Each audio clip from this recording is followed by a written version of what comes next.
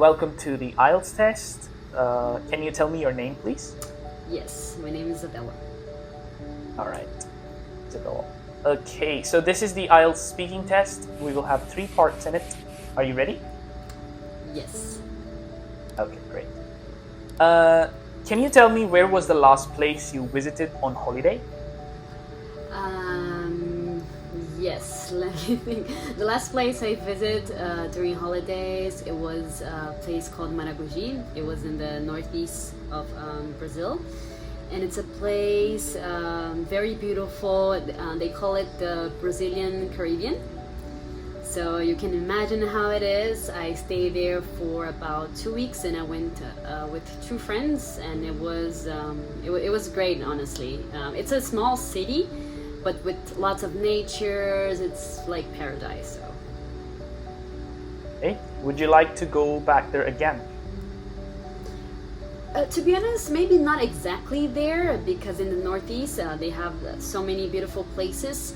So maybe I'd prefer to go to another place in the Northeast. Like they have a place called Chapada Diamantina, which is a place that is kind of in the rural part of the Northeast, and it's full of waterfalls, which I also love. So I would probably go there.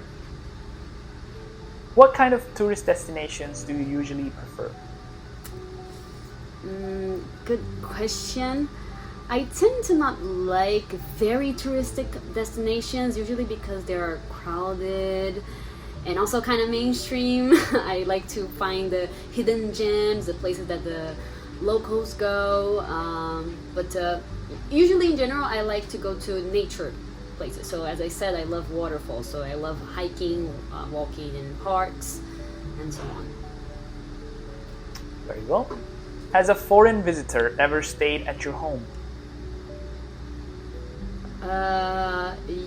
Yes. An Argentinian friend came over for, I think it was like 3-4 days or something like that. He was traveling around Brazil, and then he told me like, hey, I'm passing by São Paulo, and I was like, yeah, sure, you can come by my place and stay. So yeah. What would you say is the best way to save money while traveling? How to save money?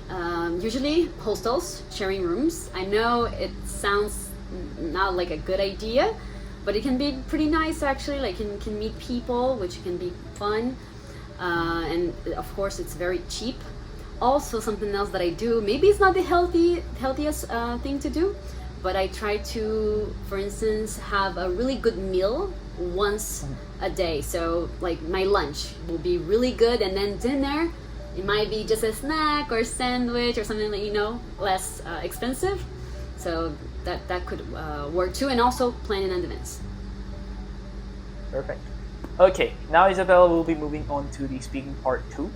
Okay. I will be giving you a topic card. You will have 1 minute to prepare. You have your note and the pen, and then you'll have to speak for it for about 2 minutes. Okay. Okay, so I think I would say that the important decision that I have made very recently was a decision to move to Germany. Why I made this decision? There are a few factors here. The first thing is that I've always wanted to live abroad. That was for sure one thing. I've thought about Canada and Australia. Canada, I kind of gave up on that because it's too cold. The weather there is simply not good, at least for me. And then Australia, I thought about it because weather is closer to the weather we have in Brazil, but then I thought it was too far away. Then that left me with Europe, and then I really wanted to go to France. Actually, I really wanted to go there to study, but then I was looking for a new job because I was kind of tired of mine, and then I found this job position in Germany within my own company actually, and it was in a team that I'm really close to actually. So all the members of this team, I was already familiar with them. So I applied to that job and I passed. So and then I thought about, okay, should I go to this job even though it's in Germany? I want to go to France, but then I thought, okay, it actually, like, this is a good idea because it's a stable job. it's not a temporary contract. It's a good salary. Germany, it's a good place, and also, I would say that if I want to go to France, it's easier for me to go from Germany than from Brazil. So. That's all right. Great.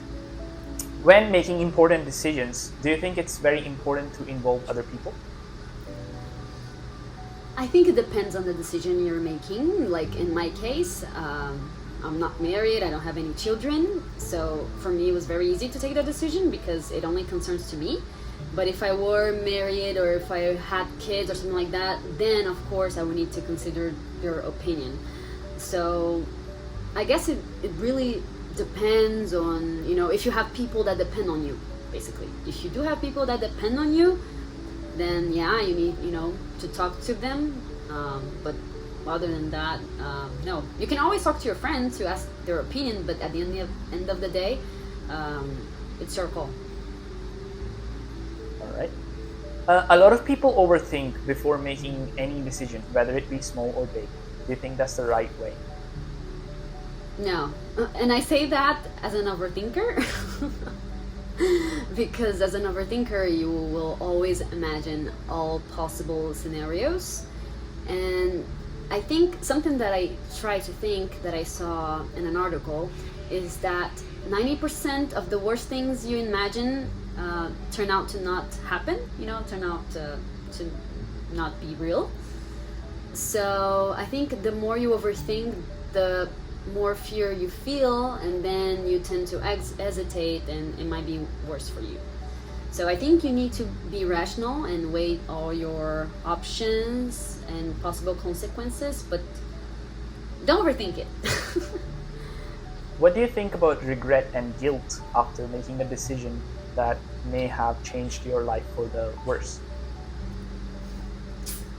Well, I have a philosophy that I don't regret things, kinda, or at least I try to not regret things. I would say most things of my life I do not regret, and it's because I think everything, it's an experience that will help you grow, and if you pass through that experience, then it means that you needed to pass through that, So, and also I prefer to experience something than to live with the regret of not doing it. So I even thought, okay, if I decline this job position in Germany, I will always wonder how it would be if I had gone to Germany.